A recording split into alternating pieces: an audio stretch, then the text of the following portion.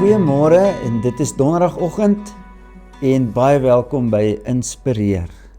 Soos ons nou reeds gesê het, ons reis hierdie week met die fokus op gebed. Want môre aand, Vrydag aand 6 tot Saterdagoggend 6uur gaan ons lekker saam bid, 'n deernag hê hier by Corpus Christi. Maar ek wil vanoggend spesifiek met jou gesels oor gebed as aanbidding. Dit begin by aanbidding.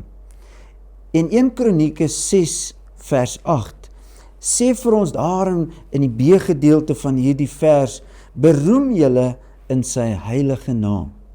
Ek het begin deur te praat oor die Onse Vader.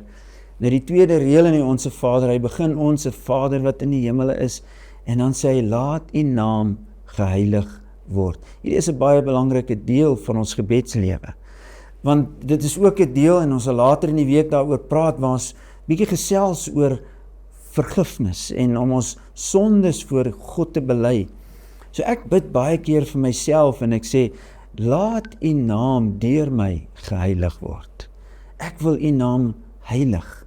Laat my kinders u naam heilig. Laat my huwelik u naam heilig. Laat u naam geheilig word deur my huwelik, deur my vrou, deur my kinders, deur ons gemeente, deur ons werk, waar ons ook al is, selfs wanneer ons motor bestuur en ons word kwaad vir ander mense, dan kan ons baie maklik net vinnig bid, laat u naam geheilig word deur dit wat ek nou doen.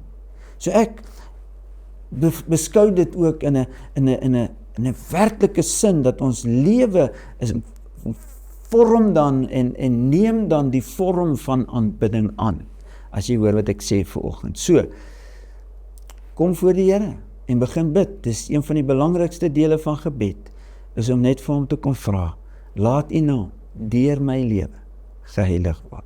So kom ons bid saam, Onse Vader, terwyl ons voor u staan of sit of dalk lê vanoggend, kom ons net en ons kon vra, dat u ons sal help, dat u naam in en deur ons lewens geheilig word, en dat ons op so 'n wyse u altyd sal aanbid. Amen. Mag die Here jou bless, sien jou môreoggend.